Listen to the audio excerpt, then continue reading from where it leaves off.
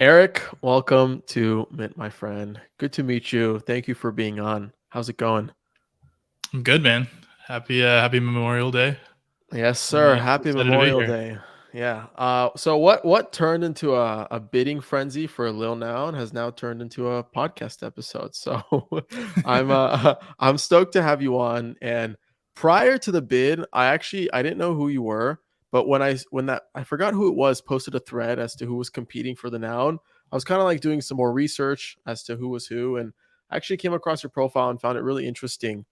Zora has been represented on the podcast before, and for a minute now, we've been talking about the data side of things, and you're no stranger to data. So I'll shut up because this is all about you. But before we kind of dive in, who are you, Erik? What does the world need to know about you? And how'd you get your start into crypto? Yeah. So I've been in crypto for. I first got into crypto in like 2010. Um, Okay.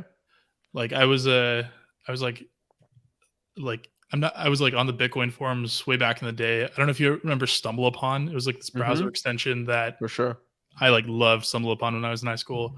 And I like randomly hit the Bitcoin forums one day in the Bitcoin white paper, and in like 2010, 2011, and immediately was like, wow, that's super interesting. I was like, I don't know, 16 at the time, and so it wasn't a like technical thing, but I thought it was like the idea is really fascinating, and it's this interesting mystery of like who is this Satoshi guy. And me and a buddy of mine ended up buying like a tiny like $100 worth of Bitcoin. Bitcoin was like, I don't know, $90 at the time, and we were like day trading in the back of our like high school chemistry class on like a little laptop, and that's like my first foray into crypto. And then I kind of forgot about it for a couple of years, and then went and did a degree in computer science with a specialization in ML. And like as I was a couple of years into the degree, I realized I could probably understand how this stuff works technically now, and kind of went back through it. This was like the early Ethereum days, like 2015, 16. And yeah, I've been in ever since. I was at Coinbase for about 4 years there. I was the first ML platform engineer slash ML engineer at Coinbase. Cool. Um, yeah, led that team for a while, and then I actually left the crypto realm for 3 months. Went to Clubhouse for I was there for just under 3 months, and ended up just missing crypto too much, and now I'm here at Zora as the head of data. Nice. So early career prior to college, were you just amateurly building software and coding, or was your first kind of like stab at it during school? Um, so I didn't really start coding in earnest until I was about 20. Um, Oh, okay. yeah, my dad is an engineer though, and I always thought like I don't want to do what my dad does. He was a software engineer, of course, and so I actually started my degree as a mechanical engineer, and then I'd coded a few things on the side, but one summer and after my first year, I really I had this idea where I really wanted to build this like IoT device for tracking like dynamic path of a barbell while you're lifting. I was a Hmm. competitive powerlifter at the time, and I needed code to do it. And so I kind of taught myself how to code, and I was like, oh, actually, this is pretty sick, and it's way higher leverage than mechanical engineering. It's a way quicker feedback cycle. It's much more addicting than being in CAD all day. And Mm. yeah, switched my degree. Never went back. Wow. Bodybuilder. Are you like, what are you pretty much the size? I mean, I can tell your shoulders are pretty like wide. Do you still do that consistently? Weightlift? Power lifter, not a bodybuilder. It's a Oh, okay. All significantly right. different So thing in it terms of shows yeah. you shows you my skinny ass arms and shows you how uneducated I am about it. Wait, teach me about that for a sec. What does that entail? What's the So difference really? bodybuilding is like how jacked can you look, and Okay. powerlifting is like how strong can you be. And so competitive powerlifting is really just what's your one rep maximum for a bench press, a squat, and then a deadlift, and then add Okay. those together, and you get a total. Got Um, it. so I at one point was the I'm from Vancouver. I was at one point the provincial champion in my weight class for the junior division in powerlifting, which Mm, sounds really impressive. Except that it was like when I won it, I came first out of two people. But nice. Hey, so, came first. That's all, hey, that's all that matters. Hey, we let's out here winning. go. We out here winning. What would you say the similarities are between powerlifting and, I guess, programming, ML, essentially what you do professionally full time? Like, are there any similarities?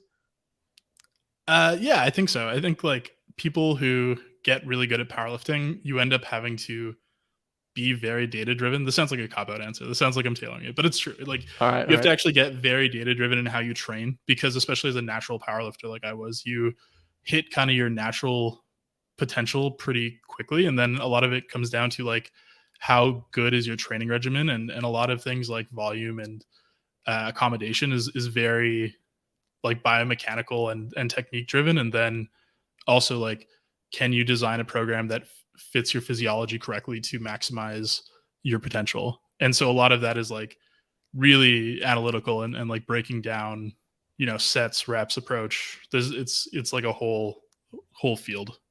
Yeah. When you were at Clubhouse, Clubhouse has like a unique point in history in crypto, specifically in the NFT, like early NFT days. Justin Blau, DJ, founder and CEO of Royal. I don't know if he's a CEO, but founder of Royal. He basically leveraged Clubhouse and, I guess, like audio based marketing as a way to kind of point himself into the Web3 world as this icon of having this glorious drop that he did with the live room. And I just remember Clubhouse being like this point in NFT and crypto history as being like this remarkable platform that helped spearhead a lot of education in the space, right? Were you in at Clubhouse during that time, or what was your experience like over there? Um, I kind of entered Clubhouse near the end of that time, like as it was Okay. kind of on the like second peak of the cycle. I had a great time at Clubhouse. Like I really like all the people at Clubhouse. I still have a bunch of friends who work there. I think the thing people don't realize is that Clubhouse is insanely popular everywhere except for North America. Like they have Mm, huge. If you ever want a trip, go search out Persian Clubhouse. It's like huge. Like last week there was a room with like 28,000 people in it for like wow. on Persian Clubhouse, and Wow. it's the same. The same is true as like of like India and Brazil and a bunch of other like places that I think once you lose the U.S. like Silicon Valley narrative, people just think that you're gone. But Right. yeah, internationally, the people forget there's like 8 billion people on the planet, and a Right. lot of like, especially India, there's like a culture of you're kind of always on the phone with your family and friends, and so Clubhouse is like the natural product for certain markets that have that kind of like casual conversational demo. Got it. Um, yeah, I had a great time at Clubhouse. Clubhouse, I don't think people realize this. The other thing I think people don't realize about Clubhouse is that they've have like genuinely one of the strongest engineering teams that I've seen. Like Mm, they were super underwater. Like during that first Elon peak, I think they had like 5 employees or something. But they've assembled like a really, really like top group of talent over there. So they're amazing to wow. work with. Wow. I just miss crypto too much and stay away. Listen, once you get into the hole, it's kind of hard to get out. It's vast, and I remember when I first got in 2017, and the second I kind of discovered what you could do with the technology and learn more about the white paper, whatever, I was like, this is what I want to commit myself to. I don't know for how long, but it's the only thing I can see. And that kind of brings you after Clubhouse, I guess, like to Zora itself. And the reason also why I reached out, I wanted to do an episode around data coming from someone who's been in the weaves of it for quite a bit of time. So on your Twitter bio, on your LinkedIn, it says you're head of data. Okay, but what does that mean for those who don't know? Yeah, so I think head of data means something that you most people wouldn't guess. So most people think data, they think data science. What I do is actually lead the team that does everything between the blockchain and up to and including the APIs at Zora. So we do indexing, we do search, we're planning on doing recommendations, we do API design, but everything that actually takes what is on chain and makes it available for people to use through applications. And then those APIs, we're actually launching our newest version of our API on Wednesday, 2 days from now, as we're filming. Those APIs are used by Zora.co, like our marketplace, and then Hmm. other people who build both like major projects and like more kind of uh, indie things on top of it. And so Got it. it's like there's the data science aspects and ML aspects that we're kind of planning on getting to and investing more in. the coming months. But really, like the thing I've been spending my last like 5 months on is like building a really powerful indexer so that we can take all the data that's on chain and make it, curate it, and make it available in a way that I don't think is currently possible. Got it. So, for those who aren't familiar with Zora, at least from the consumer facing side, I think a lot of creators can understand that Zora or have maybe interact with Zora as like a marketplace for buying and selling NFTs, listing NFTs. But on the back end, you guys have this entire vehicle where a bunch of marketplaces have kind of like built their foundation off of initially Catalog, Sound.xyz, if I'm not mistaken, and many, many, many others. So, when you talk about these APIs, I just wanted to add clarification. I guess for those who don't really understand, there's an entire like engine behind Zora, which from what I understand, the consumer facing marketplace is just to kind of like encapsulate the vision of what it can be. But the real product is what's happening underneath the hood. Did I get that right? Yeah, that's totally right. I think a lot of people don't get that. And you explained it really well. The way I think about Zora is like the layers, right? So the lowest layer of what Zora is the protocol, which is the on-chain NFT marketplace. So that's a lot of words. What does that mean? It means that for take OpenSea for example, the settlement of NFTs and the transfers on chain using the Wyvern protocol, which is kind of like what Zora's protocol competes with in quotes. I think there's a lot of differences between Zora's marketplaces and Wyvern, but let's set that aside. The order Sure. book for those markets is actually stored in OpenSea's database. So you can't actually see what people want to buy or sell on chain with something like OpenSea right now. The with Zora, like all of the data of like who's bid on what, who's asked what auctions are available, all of that lives on chain. And so you don't need access to OpenSea's API in order to like build these interfaces. And so that's kind of like the lowest layer. And then what my team works on is making all that on-chain data available in a way that's like not crazy. Like it is hard to read blockchain data still, Hmm. and it's I think kind of a niche skill, but people know how to build, people know how to use REST APIs, they know how to use GraphQL. We try to make that data more palatable and easier to use, and also index every NFT, like find all the NFTs, make that data available as well as our market data. And then like, if we go one level up the stack, we have like a community tools team that tries to make those APIs as easy to use and like as low code as possible. My team focuses on like how can we expose and have the most amount of data. Community tools says like, hey, let's take that complexity and try to roll it up into like opinionated, nicer tools that are a little higher level. And then Zora.co increasingly is kind of this like roll up of those three layers of the stack that kind of shows you what you can build using all the tools that we have in the open. Got it. But it's like these vertical approach versus this horizontal approach that Yeah. some of the places are taking. A lot of creators understand, or at least try to understand, crypto and Web3 from the NFT point of view. A lot of the narrative around Web3 and why it's so powerful is because it's the ownership layer to the internet. And you coming from a data background, I think you would understand this kind of like this thesis better than anybody else, right? Because you're actually playing with the data that people own. You're indexing and creating APIs with what people kind of own on chain. So, from your point of view, what does ownership really mean on chain, right? I guess we can just start there. This is a really good question that I think. So, what is ownership, right?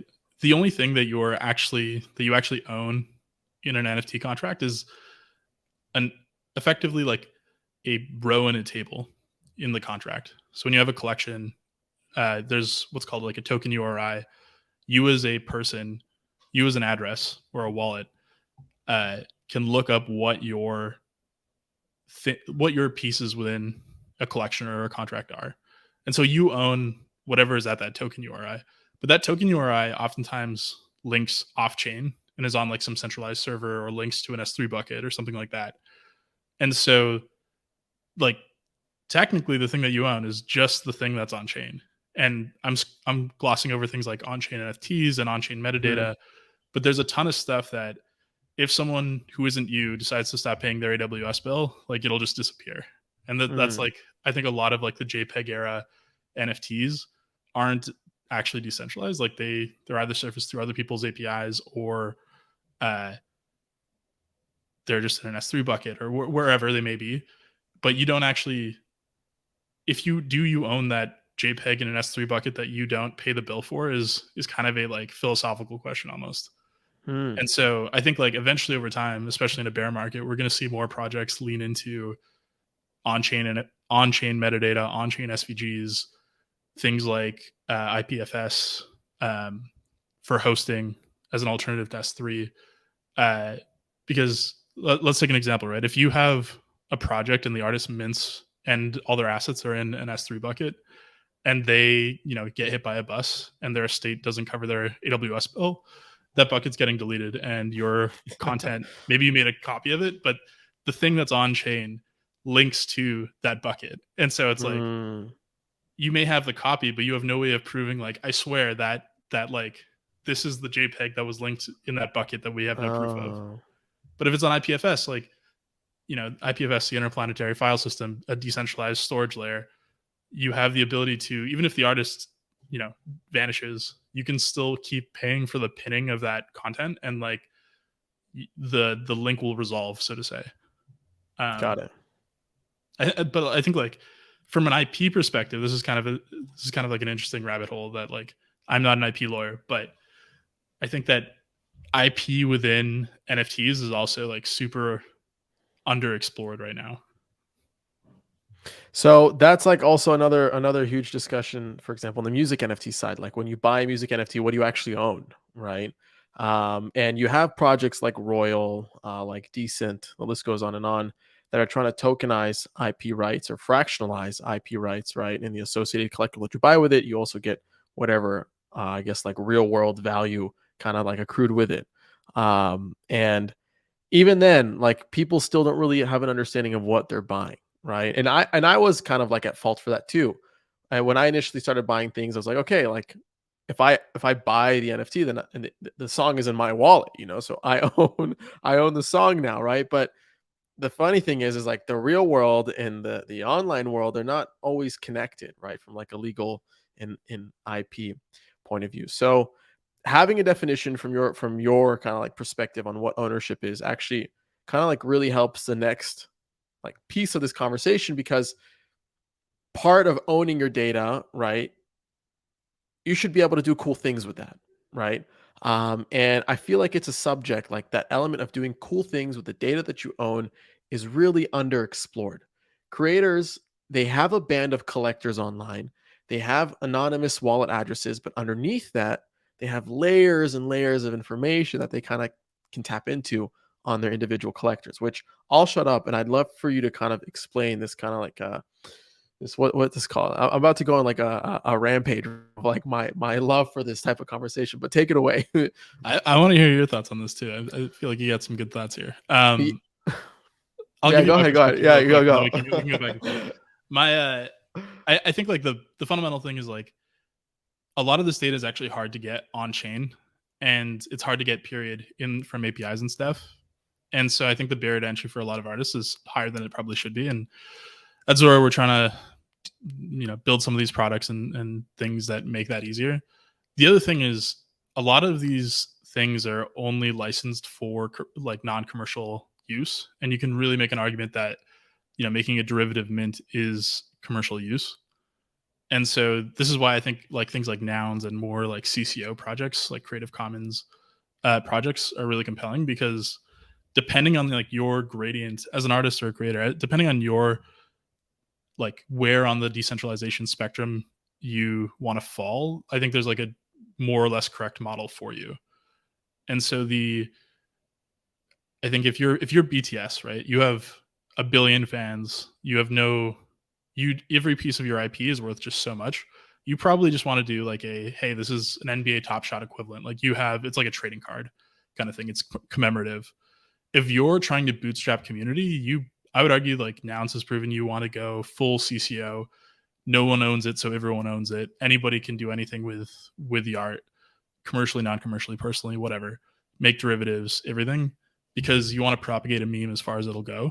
Hmm. Uh, and I think there's a bunch of middle ground in there where if you're an independent artist, you may want to use something like Royal. I think Royal makes a lot of sense, where as a fan, you're almost I don't want to call it speculating, but you're investing in the artist. If you think that they're an artist that'll blow up and increase their streaming revenue, your cut will like appreciate over time. It's very close to an investment asset, which Right. I'm sure the Royal legal team wouldn't appreciate me saying. But uh, I think like people don't think enough about where they want to fill on that spectrum. And then I think that the technology side of it, right now, it's not easy enough to take advantage of that composability and that how you can kind of remix different platforms and different concepts, because a lot of this data isn't open.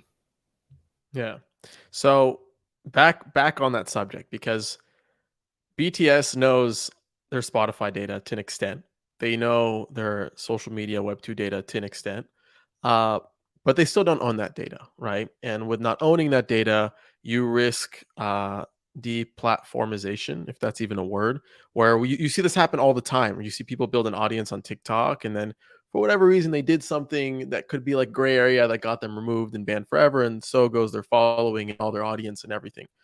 And you asked about my point of view. So I issue free NFTs for my listeners to collect every single season. I've done it since season 2. Um, and these are free NFTs, free to mint, or at least almost free to mint. And for season 4, I made them non-transferable. I made them soul-bound because in the future, as the podcast grows, I envision me doing something really valuable with me being able to prove who were my initial contributors and participants, right?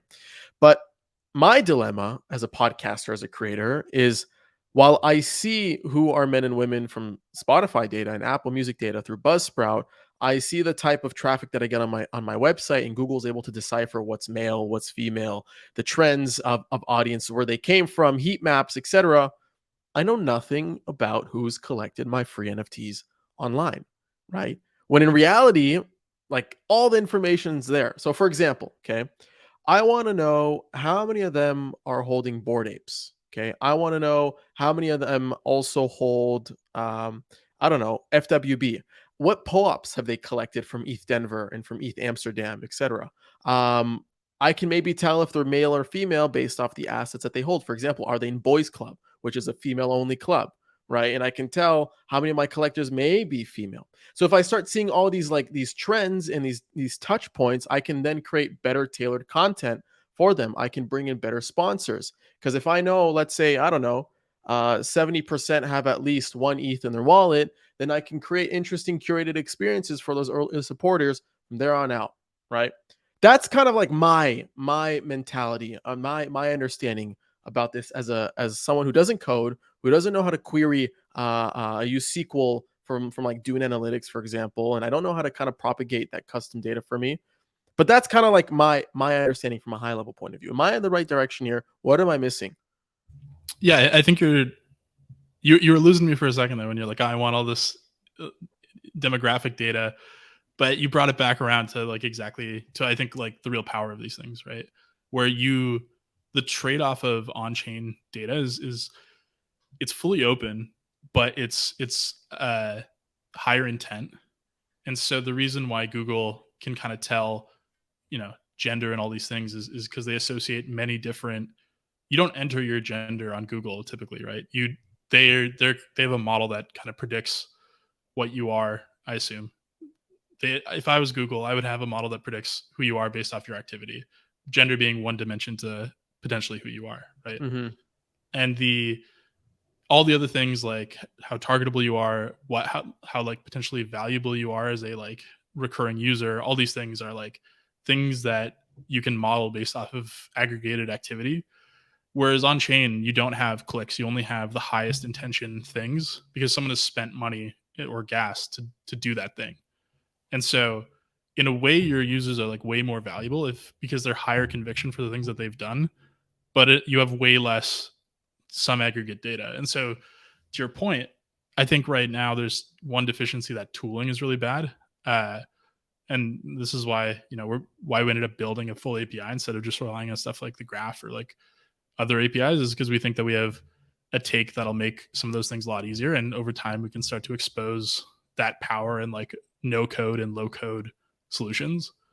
But you have to start with access and like availability of that aggregate data. You have to like have everything before you can make it available. And so to your like query of how many of my users hold an ape, Bored apes. Yeah. bored apes, Yeah. that's a thing that you can totally do from this API. Not to pitch up my own book, but it's a thing you can totally do from our API that we're launching on Wednesday. And I think that the ability to like easily get things like that is going to make a lot of experiences a lot more robust, because you're going to now be able to know like what's in your wallet is relatively easy, but there's a whole bunch of like extra steps that you described they can do if you just have more data. Um, and yeah, Yeah. I think like this like centralization decentralization trade-off is like really underplayed, especially for creators minting, because there's no, even on chain, like you can know if someone owns a like an ape from within a contract. And so if you're a developer, you can write a contract where, hey, every mint by a wallet that's holding this type of thing gets like some, at mint time special treatment, similar to mutant apes, right? Mm-hmm. I think things Mm. like that, where you actually compose ownership and tailor experience based off not only what are in people's wallets, but like aggregates for like both viewing websites and also like on-chain experiences, is like very, very underexplored. So how would one creator kind of go by doing that right now? Like how can a creator, let's assume a creator that doesn't know how to code, okay? How can they go by creating these custom experiences that you and I were just talking about for their collectors using that data? Like what's the best way to do that right now? I don't think there's a good way of doing it right now. Like I think that a lot of the tools that exist currently are very limited, and they're very kind of like, let's publish your catalog of JPEGs. And to be honest with you, I don't know if you can make a low code tool with as much power of this unless it's a very, very specialized low code tool. And I think those very like hyper specialized low code tools tend to have a lower TAM than like more general tooling, right? And that's kind of like the market reason why you see things like OpenSea's like lazy mint, but you don't see OpenSea's like complex mint. Uh, there's no Hmm. equivalent. So like, I think theoretically you could make a more generalized tool that hybridizes both, but I don't think that this is an underexplored niche in the market, and I think that someone will probably fill it at some point. Yeah. What's up, guys? Adam Levy here. Sorry for the quick pause, but I wanted to recognize a couple of our NFT sponsors who are helping make this episode a reality. They are Coinvise and Mint Songs. First up, on Coinvise, you can create a personal or community-owned social token on Ethereum. Coinvise also helps you create incentives through token rewards and bounties, NFT business models, and bot integrations for Discord. Discover more by visiting coinvise.co today. Next up, we have Mint Songs, who is home to over 1,200 music artists in Web3. Check out the Mint Songs marketplace to support, collect, and connect with artists creating Web3 communities around their music via NFTs. In June 2022, about next month, Mint Songs will be launching their much anticipated V2 marketplace on Ethereum, which aims to make Web3 even more accessible to music artists. Follow along on Twitter at Mint Songs or check out mintsongs.com to learn more. All right, back to the episode. So, I also want to talk about like the pros and cons of data being like inherently public, right? And does that sway us to more of like a dystopian future of some sort? And I only bring this up, Eric, because in Web 2, platforms are inherently really powerful because of the data that they collect on their users, right? And also the shelter of that data. Spotify collects a ton of data on their artists, streaming data, etc., but they only provide so much to the artists themselves, right? And it's like a big complaint in the industry. While there are dashboards to kind of understand, it's very limited from what I understand. Um, in Web3, everything is inherently public, and you're relying on entrepreneurs to build these tools that kind of contextualize the blockchain. But with that can kind of come its pros and cons. And I'm curious from your point of view, like what are, I guess, more of the cons? Because we talked a lot about the pros and the benefits that come with a transparent database. What are more of the cons of kind of like making data more inherently public? What are your thoughts around that? I think the biggest con is also the pro. that, Mm. I mean, you can see everything, right? And so if you can see everything, people know exactly who you are. If you've doxed your wallet, they know exactly what you've done. I think there's a lot of there's a lot more sophistication around doxing wallets than I think people anticipate. I think services like Chainalysis and Coinbase Analytics actually work really well if you're high intent. And so that's kind of you assume Google has all your data, and you assume that, if you're an admin within a Google system, you can probably read some of your data. But everyone is effectively a read admin on the blockchain, which is maybe okay because the data it's it's more consented, right? Every time you interact with the blockchain, you know that the thing that you're doing is going to be on chain. It's going to be associated with your wallet. And so, like, depending on how comfortable you feel, like, I'm sure a lot of people, yourself included, myself included, have kind of like doxed wallets and then like semi-doxed or fully undoxed wallets. Uh, and you can kind of like opt into your level of privacy and bring whatever identity with you to whatever place you want to go. And so that's like quite nice. But if someone manages to dox your wallet, they can see everything that you've done. And so there is that level of concern. And yeah, I mean, most of it's like probably the worst part is like, oh man, like you did some like cringe thing, hopefully down the road, like that's like cringe in retrospect. But like we'll see, right? Yeah. It's still early days. And I the want world's a dark place if you yeah. yeah. I feel like the ultimate recipe is connecting like on-chain data to off-chain data. For example, associating like social profiles with anonymous addresses. Like that's when it kind of gets scary. And honestly, I don't think we're far away from it. I don't know of anybody doing that, but you'd have better context to this, I feel like, than I would. But I feel like that's like the red line kind of thing. Yeah, it's all these things are a spectrum, right? So if you've done a poor job of doxing your wallet, or sorry, if you've done a poor job of obfuscating your wallet, like you can probably be doxed by a very motivated actor. There are some ways of you know spinning up a wallet and funding it that are pretty hard to trace, especially for smaller amounts of currency. Tornado Cash and stuff.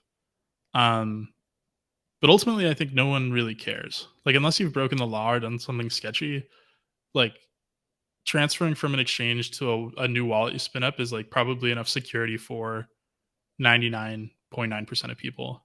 Hmm. Coming from the Coinbase hot wallet to a new MetaMask, it's like, oh, well, Coinbase hot wallet, that could be one of 90 million users. And so it doesn't mean anything. And that's enough anonymity to, you know, be comfortable. It's like if the FBI wants you or something, or like they might, subpoena Coinbase or something crazy. But ultimately, like if you haven't broken the law, I think that's like enough. But there's value in being in public too. That's how we got to this conversation, right? I think having the kind of gradient of anonymity, is that a word? I think so. Yeah, anonymity. That's the word. Oh yeah. Wow, I've been saying it wrong all along. I I think it's good. Like it's, but the key is like be able to opt into the level that you want and being able to like see each experience being able to accept multiple logins. Right. That's the value Yeah. of being able to bring your wallet anywhere. I remember season 4 was all about the music industry, and I remember having like the catalog guys on, the Mint Songs guys on. I had Blau on, a bunch of people, and a big point of I guess conversation was metadata in Web3, and how metadata is very much of a mess. And this vision of creating this music NFT application where you can organize all these different songs in a very seamless, intuitive way is actually quite difficult because the songs that are being published in the form of an NFT are not organized and categorized correctly so that indexers can kind of like eat all the data and spit it out in a very like I guess user friendly manner from what I understand. And I guess like what's your perspective in terms of how data is kind of comprehended and written, at least in the form of smart contracts or in Web3 in general? And I know I'm butchering that question because I don't have the best insight as to what these like terminologies are and hence why you're here. But I think you know where I'm coming from. Yeah, totally. And So I help think me help me I'll, rephrase that question too. Yeah. So I think like let's delineate between on chain and off chain. So Okay, off chain metadata is typically off chain, but are you familiar with like EIPs? remind me for those who don't know.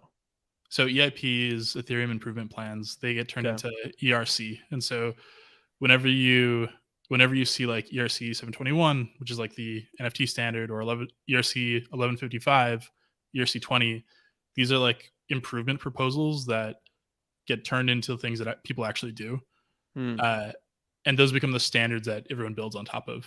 Got And it. so there's EIPs around pretty much everything that's on chain. And so on chain data is like relatively consistent. It's not, it's a dark forest, and it's really not as good as you would hope it would be. A lot of people don't implement ERC 721 correctly, is what I learned building an indexer. Um, but at least there are standards that people are supposed to adhere to. Metadata, there is really no standard. There's kind of like the OpenSea quasi standard, like the way that OpenSea publishes metadata, and there's a few others out there. But metadata is a mess because of the lack of standardization, and no one really there being anyone who mints an NFT can basically make up their own metadata standard. And then it's like, how do you access that data? Like I said, like every NFT is actually just a reference to a token URI. And so if that token URI points to that token URI could point to a server that you need to grab a JSON file from, and that contains the metadata that links to an image and an audio track. And that's like the happy path, right?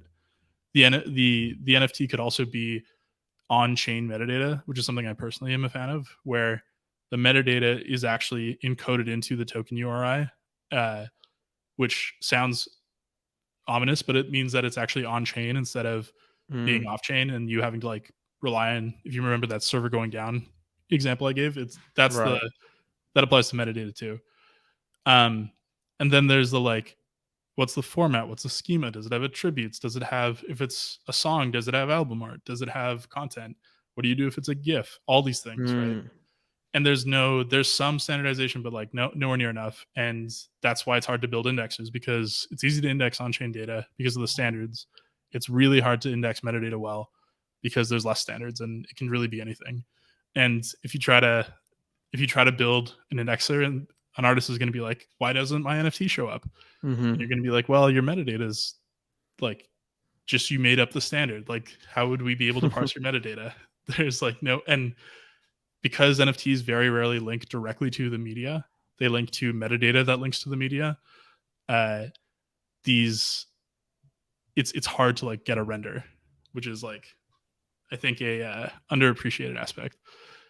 I So have a how do whole on chain rant I can give you too, but that was my yeah, like, hopefully that no, was go for useful it. for Go crossing a for it. chasm. Yeah, it's that is useful. And in the on-chain rant, what does that entail? So I think that people are bad at events overall. So do you kind of understand what like a contract event is? Assume I do, but those who don't, Yeah. explain Okay. what an event is. Yeah. So when you're writing a smart contract, there's there's two ways to access data from a smart contract. There's functions that you can call on the blockchain that return data to you. These are called like read functions. And then there's events that these contracts emit as they do things. And so if you want the current owner, here's an example, right? If you want the current owner of a token, you can just call owner of on an ERC 721 contract. And that involves like calling an RPC node, and then it with like a token ID, and it'll return an address to you. And that's really easy. And like, you have to have an RPC node, but that's Alchemy and all these services are really good. Hmm. It's not that hard. Events are, as the developer writes the contract, they write events which are emitted by the contract. Like this is code that they write that then emit data from the contract. And so, for example, when you transfer a token, there's what's called a transfer event, which says it's an event that says from this address to this address, this token ID was transferred. Uh, and the transfer event is kind of like a tricky one, because the way that events work in Ethereum, the transfer event for an NFT looks exactly like the transfer event for an ERC20, like a fungible token.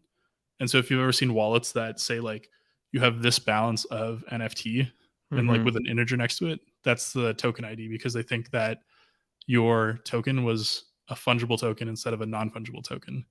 Got it. But because ERC 721 is like very well spec'd and events are part of the spec, uh, NFT events are pretty good. Markets don't have specs. Like markets don't have a de facto ERC. And so what events come out of markets is like all over the place. And so if you're trying to understand like how much someone paid in what currency and everything, it can get like really, really gnarly. Hmm. And so it's my kind of like takeaway point to all of this is that, and I think we're gonna probably at Zora write a blog post about this at some point.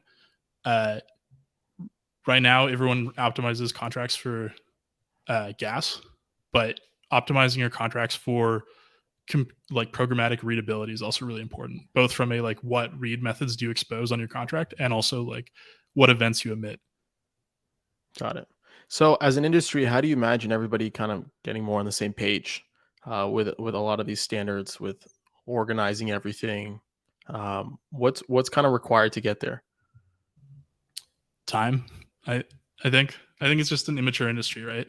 And it's people talk about things like HTTP.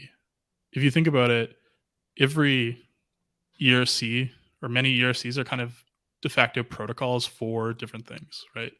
NFTs, ERC 721 is a protocol for non fungible ownership. And it takes time to develop these things well. And there are plenty of optimizations that can be made. And I think it takes time for people to get on the same page as to how to structure things because everyone has an opinion. And over time, I think convenience makes those opinions converge. And so Hmm. I think one day it would be great to have like EIPs around like, okay, do you have an NFT image? Does that image have attributes? Like this is how your metadata should be structured. Those like the tricky thing is that those aren't actually Ethereum improvements. And so they shouldn't really be Ethereum improvement proposals. They should almost be like Web3 consortium type things where it's like a metadata encoding standard for any chain, right? Because every chain, not just Ethereum, runs into this problem. Just because you're an NFT on Solana doesn't mean that you have the metadata problem. Doesn't mean that you don't have the metadata problem. That was it. Hmm. That was the sentence. Got it. Got it. So, another point of expertise, which I wanted to have you on again, is because your machine learning background, um, and AI and ML is something that I know very little about. But I feel like when the three worlds kind of collide, ML, AI, and Web3, we could have some pretty interesting stuff happen. Specifically on the data side, I'd love to get some context and help me understand this better. Uh, all this data that you're indexing, where does AI, where does ML kind of come into play? For sure. So I think for NFTs right now, there's a bunch of like financialization applications that you can use ML for and Hmm. projection, prediction, etc. I think the most compelling use cases near term are search and recommendation. So search kind of falls into two steps. It's retrieval. Does this thing match this thing I'm looking for? And then it's ranking. So an example of this is, let's say I search for ape, right? There's a million tokens now that have ape in the name or in the metadata or somewhere are somehow associating themselves with the word ape because Bored Apes are so popular. How to rank those things is where ML comes in. So you can use machine learning to understand like based off of these features that you derive about the token. For example, a really good feature might be like the age of the token, how long it's been on the blockchain. Another one might be like number of transfers, might be a really good feature. You can derive rankings based off of what's probably relevant to a user when you're showing them a list of the results for the search term ape. The second thing is recommendation, where for a user, what else is relevant to that user? And so, for example, like if you're a person who collects rare NFTs, like everything in your wallet is like top 5 percentile rarity NFTs from various collections, you should be recommended tokens from collections that are rare or have rare attributes, right? And that's a thing that you can actually fully understand based off of metadata and derive that like, hey, this is an interesting feature, this is an interesting item for a user, instead of showing them, if we're trying to show them something from what's a random collection. If we're trying to show them a crypto coven, we should show them a crypto coven with a rare attribute rather than a common attribute, because they're willing to pay more for a premium Got it. for that piece, right? So I Got think it. those are the two like first and like biggest things that aren't quite cracked yet. At Zora, we're taking a crack at that. Our search is currently really good at retrieval. I think the recommendation needs a little bit of, or sorry, the ranking needs a little bit of work, and then we're planning on doing some stuff around recommendation in the future. Got it. Got it. I'm trying to think about what other questions to kind of pick your brain about. I mean, what else are you seeing, I guess, on the data landscape that you think creators should be more aware of, should be more alert to, whether it be tools, whether it be ways as to kind of grow a community using data? What are your thoughts around that? I think growing a community using data is really powerful. The finding like who your target audience is really important. I think it's harder than it sounds. It's not like it is with like ad targeting, where you can just say like, this is the exact type of person I want to identify and pitch to. But I think that there's a lot of value in creators trying to become a little bit more technical. Like, for example, learning SQL is not that hard. And something like Dune will let you answer a lot of questions that you may have about who owns your stuff. And it's like, I think in an afternoon, if you just take a SQL course, you'll be able to query for how many of your token holders also hold a Bored Ape. Mm-hmm. And I think a lot of people see the technical side and get really intimidated. And it's actually, I think, more approachable than people would generally expect. But the problem of being early days, and why being early is so alpha, is that it requires more depth and technical knowledge. And so if you want to be all the bleeding edge creators are like fairly technical. Like Blau is like actually very technical. So is RIC. So are a lot of these artists. Latasha is very technical. A lot of these artists are like, they may not all of them like are writing code all the time. Some of them are, but they all like understand how these systems work very fundamentally, or at a level that I think is deeper than your average consumer. And I think, especially entering a bear market, the thing that I think people should really be doing is trying to innovate with the form and like stretch themselves to do not just community building, but try new ways of doing community. For example, like, you could have a mint season pass. You could easily have a mint membership card that gets you like early access to things and like gates your community. But right now that requires some technical knowledge that isn't like super easy to have. But hopefully we're going to get there. Hopefully the tooling gets better. Hopefully these things become no code or low code, and people can kind of compose these experiences that use like, hey, who is the person right now?